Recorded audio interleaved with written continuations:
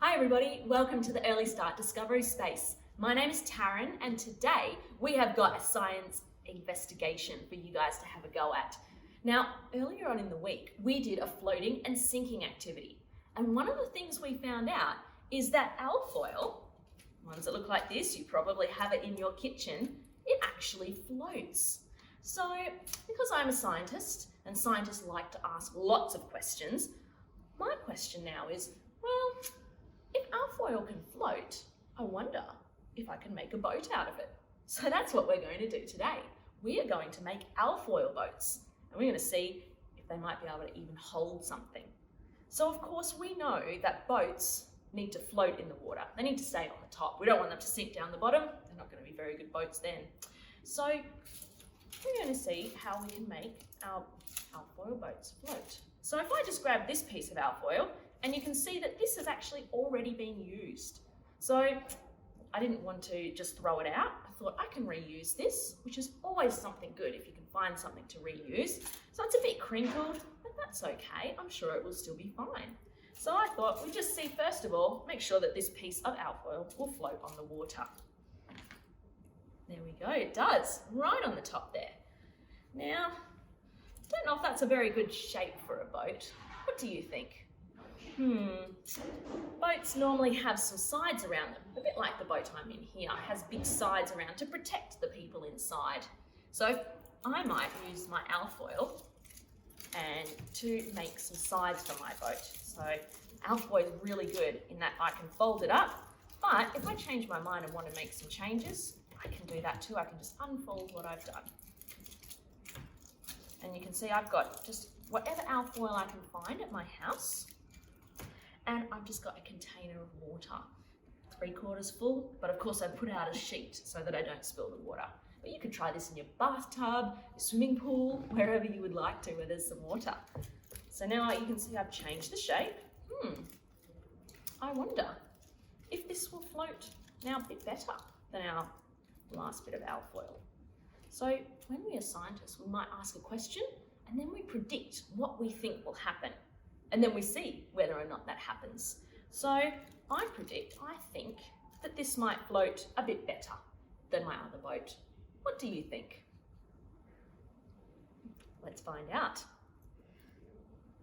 Oh, look at that. That one floats pretty well, doesn't it? Pretty happy with that.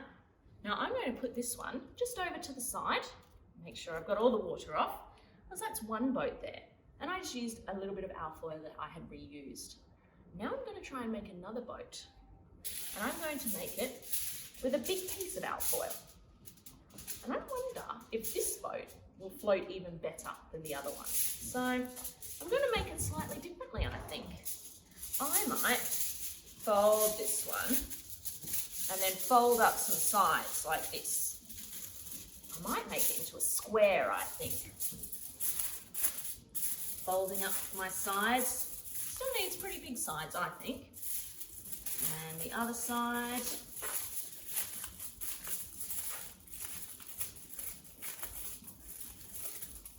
Oh, so I've got 3 sides, one more to go.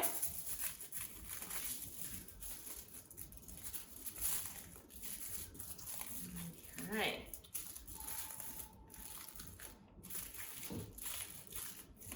So, I've got a square boat. So do you notice anything that's a bit different about this boat and this boat? Some things are the same, they're both made of alfoil, but some things are different. This boat is quite deep and a bit of a round shape, and this one is more of a square shape, and it's got a really flat bottom. I wonder if this one will float too. What do you think? Will this one float?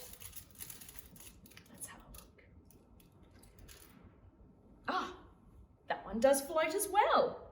It floats pretty well too. I like that boat. I'm going to put that one to the side because I wonder what happens if I use a really small piece of alfoil. Will that still float? What do you think? Do you think if I make a boat out of a much smaller piece that it will still float? Let's find out. So I've got another piece here, but I think this is still too big. I want a really small piece. So I'm just going to very carefully put this one in half. And you could use some scissors if you wanted to with that one, but be very careful when you're cutting. And I think I'm going to try and make my boat, like I said, a nice small boat. So fold it over. I'm going to do it similar to the other ones because I like that shape of boat. And then I'll fold up some edges like this. So my little boat has got, again, some sides, 4 sides. It's a square.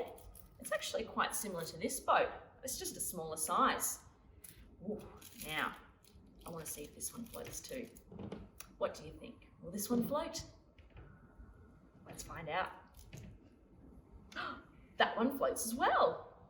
Fantastic. I have made 3, 1, 2, 3 boats that all float on the water. So I'm pretty sure that if I'm going to build a boat at home, alfoil could be a good thing to use. But now I want to test out my boats and do a bit of an experiment to see which one holds the most weight. Whoa.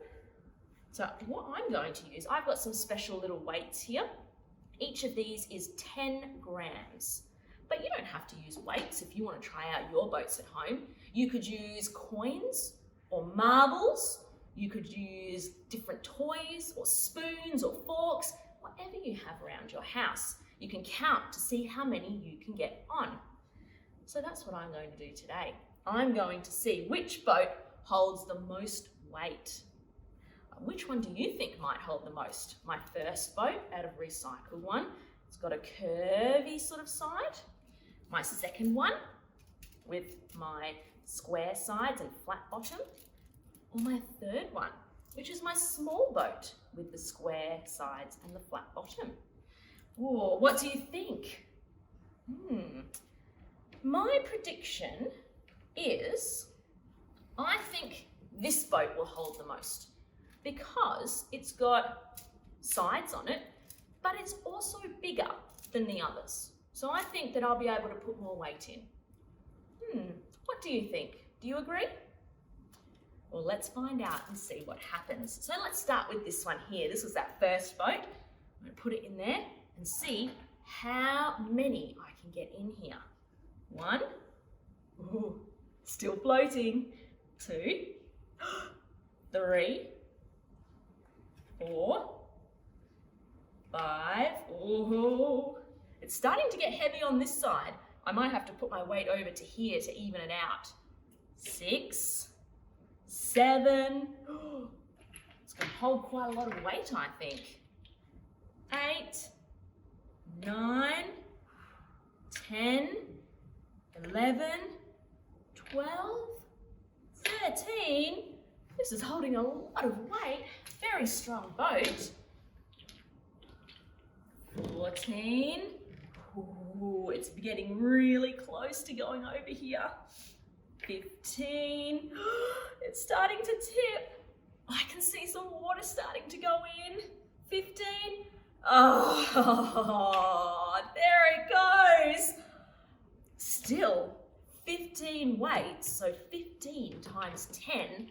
If we know how to count in tens, that's a lot of weight. It's 10, 20, 30, 40, 50, 60, whoa, 70, 80, 90, 100, 110, 120, 130, 140, and 150 grams.